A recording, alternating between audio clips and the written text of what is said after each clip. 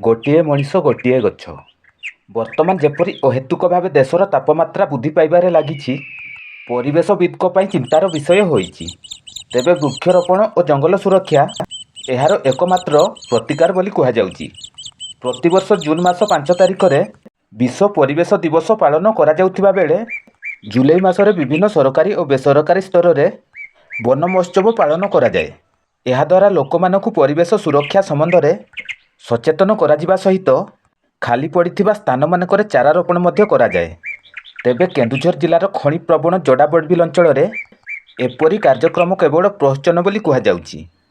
ବିଭିନ୍ନ ଖଣି କମ୍ପାନୀ ଦ୍ୱାରା ପ୍ରତିବର୍ଷ ବୃକ୍ଷରୋପଣ କାର୍ଯ୍ୟକ୍ରମ ଆୟୋଜନ କରି ସେତିକିରେ ନିଜର କାମ ସାରି ଦେଉଥିବା ବେଳେ ରୋପଣ କରାଯାଇଥିବା ଅଧିକାଂଶ ଚାରାଗଛ ପରବର୍ତ୍ତୀ ସମୟରେ ରକ୍ଷଣାବେକ୍ଷଣ ଅଭାବରୁ ନଷ୍ଟ ହୋଇଯାଇଥିବା ଅଭିଯୋଗ ହେଉଛି।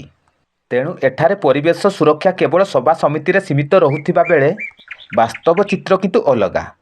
ତେଣୁ ପ୍ରତ୍ୟେକ ବ୍ୟକ୍ତି ବର୍ଷକୁ ଗୋଟିଏ କିମ୍ବା ଦୁଇଟି ଗଛ ଲଗାଇ ଏହାକୁ ବଞ୍ଚାଇ ପାରିଲେ କୌଣସି ସଭା ସମିତିର ଆବଶ୍ୟକତା ନାହିଁ ବୋଲି ମତ ପ୍ରକାଶ ପାଉଛି।